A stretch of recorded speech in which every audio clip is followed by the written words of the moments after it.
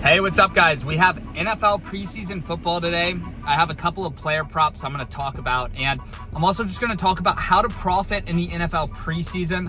The last 3 years, I've been taking the preseason super seriously, and there's a lot of information that you can go out and find, reading articles from guys who their one job in life is to cover the team. So like beat reporters that just specialize in that team.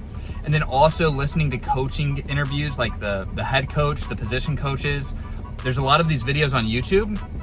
They get almost no views and you can watch them. And a lot of times coaches will literally tell you what they're gonna do with their players. Now, when you handicap the preseason, you need to understand that you are trying to predict playing time more so than if a player will play well or not. Of course, you can factor in if you think a guy is going to play well or play poorly, but a lot of times that's more so luck. Like if a receiver gets the ball or not, a lot of that's out of your control. What is in your control though, is if you see a line that is priced as if the player is gonna play 2 quarters and you have a hunch that he's only gonna play 1 or 2 series, maybe half of a quarter. So I look at playing time, that's how I break this down. You guys can see my Pickett. If you don't know what Pickett is a third-party app where you can sync your sportsbooks and your DFS apps to Pickett, and they'll track your return on investment.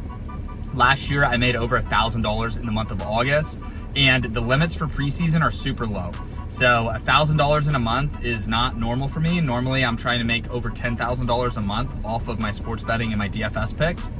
But in August, it's NFL preseason. They limit you to the amount that you can put down.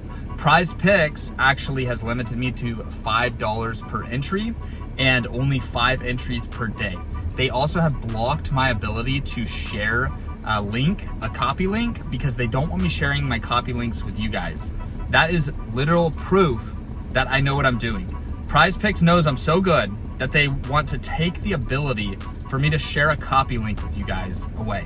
So it is a little bit more work on y'all's end. You do have to manually copy my picks on Prize Picks, but I wanted to show you guys the Pickett, because one, if somebody's running a YouTube channel and they can't show you their Pickett, it's because they're freaking losing. I'm one of the only guys on YouTube that shows you proof that I'm winning. I show you screen recordings of my DraftKings account, show you screen recordings of my Prize Picks account when it gets limited. You guys have seen me over the past several years exploit these apps in ways where they literally have to change the rules of their game to block certain strategies that I use against them. Nobody else on the planet has made multiple apps change the rules of their game. We broke Underdog Fantasy 2 years ago. We broke Prize Picks 2 years ago. We broke Better 1 year ago. I am literally buying a mansion right now, and I had to write a letter to the lenders to explain why I got such a large payment from Better last September. And I had to say, hey, I used correlation. I used math. I beat them at their own game so badly they had to change the rules of their game. And that's why I withdrew $30,000 in September and October from Better. And hopefully the lenders will understand, but they probably won't, because it's such a rare thing. I'm literally the only person on earth that has made this much money off of these apps. So in addition to that, I'm also white hot in UFC right now. In the summer, I only bet 1 or 2 days a month over June and July. I'll show you the Pickett calendars on the screen right now for those months, but I have profited over $50,000 in July, over $40,000 in June. This is all on the DraftKings Sportsbook app, so it's one sportsbook. I'm just super good at picking winners in the UFC.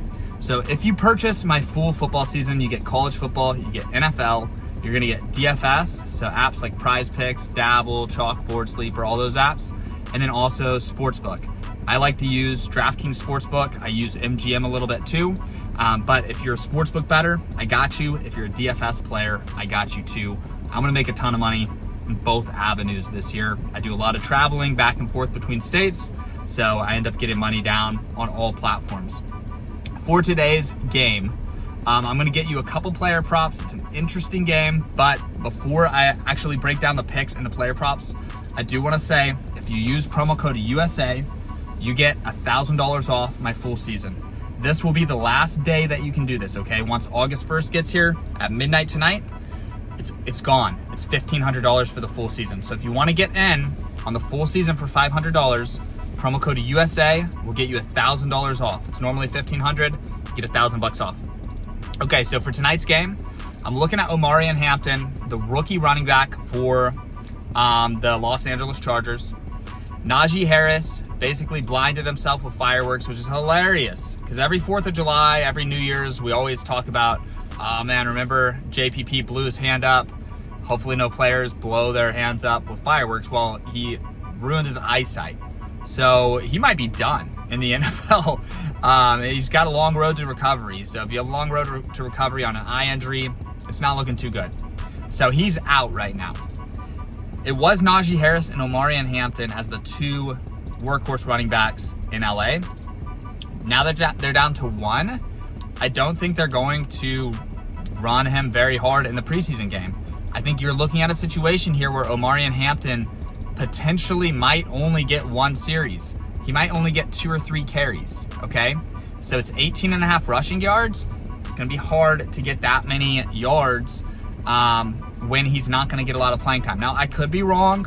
The danger here is if he plays the whole game, if he plays the whole half, but they have like 5 running backs suiting up for this game.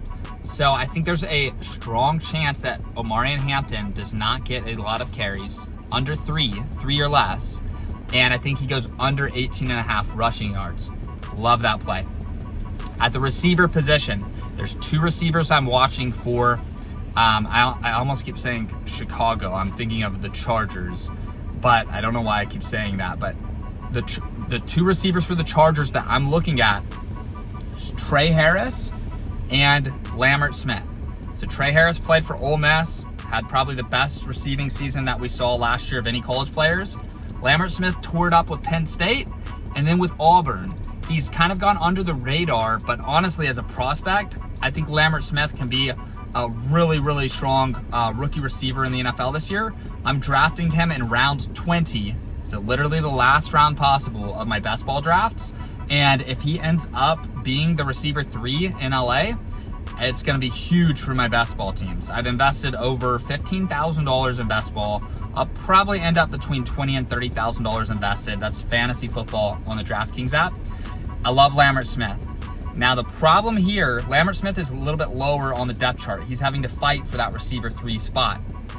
But so he's going to get to play a lot more. With Trey Harris, they could view him as solidified as their receiver 2. Quentin Johnston, the receiver out of TCU that always drops the ball on the Chargers, he's not suiting up. I would assume Ladd McConkey is not suiting up as well. They're solidified receiver 1. So that makes Trey Harris the top receiver suiting up on their depth chart, which could lead to Trey Harris not playing very much, okay? The interesting thing I see here is Trey Harris's line is 12.5 yards. Lambert Smith's line is 31.5. So Prize Picks is factoring this in to the line, okay? If both of them were like 18.5 yards, I would say, hey, I like Lambert Smith to get more yards than Trey Harris. But because Trey Harris's line is so low at like 12.5, 13.5 yards, I like Trey Harris over here. I think he can get over in one catch. Obviously, he could get a 15-yard reception and it's over. But I just think he's going to get 1 reception in this game. Even if he only plays 1 or 2 series, I think they're going to let him catch the ball and then pull him out.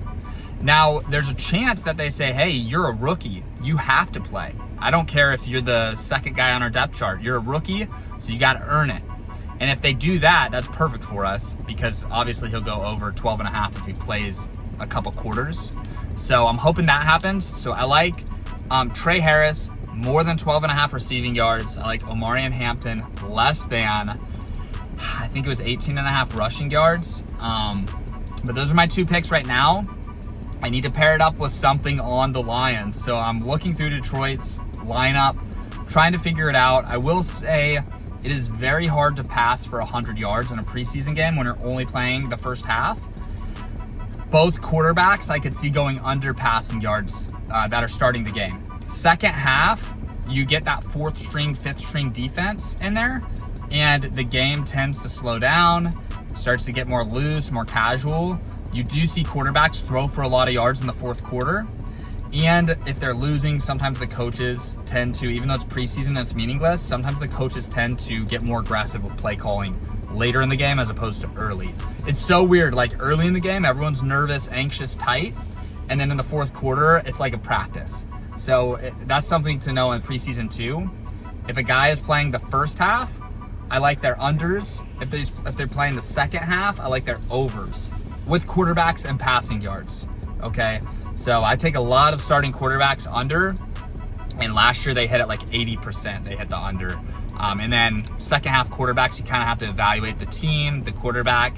But there's so many angles here, and I wish I had said this earlier in the video, but if you guys are watching to the end, you guys are getting some absolute gems here. Like this video right here is gonna help you profit throughout the month of August, because I'm not just giving picks.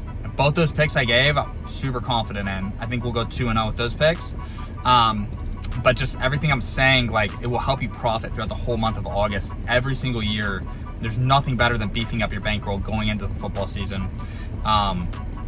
But I kind of forgot where I was going, but like, it's so easy to beat preseason. And here's what I was thinking.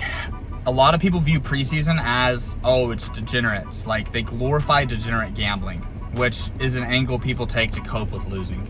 And I never do that. But it's so funny, like, people see that I sell VIP picks for preseason, and they're like, oh, you're scamming people, you're a degenerate. And you guys know me, man. Like, in June and July, I bet like 3 total days in a 60-day window. I made over 100 grand in those 3 days. So I'm super selective. I would not be all over NFL preseason if it did not work. What's so crazy to me is, yes, the games don't matter. Like, the outcome of the game does not matter. But the stats and the player performances matter a lot. They actually probably matter more than the regular season, because guys are literally fighting between being unemployed and getting paid whatever the league minimum is, 800 grand a year, 1 million a year. Like, imagine if you went to your work today and it was like, hey, at the end of the month, you're either gonna be unemployed, have no job, no money, or we're gonna sign you to a 1-year, $1 million deal. Like, imagine if you're watching this and you're like a high school history teacher, or you're a mechanic. Imagine if I told you, hey, based on your performance these next 3 weeks, I'm gonna give you a 1-year, $1 million contract, or I'm gonna fire your ass. Could you imagine how hard you'd be trying? So, like, these players are trying hard, and the coaches are more open about their game plans than a regular season game. There's so many reasons to think preseason is easier than regular season. Now, it sucks because preseason is only 3 weeks. So even if you crush them, you're only gonna make so much money. But every August, man, this is the channel to be at. All season long, all year long, this is the channel to be at. So I appreciate you guys being here. It's gonna be the best football season that any of us have ever had. We're gonna break all the records that we set in 2023.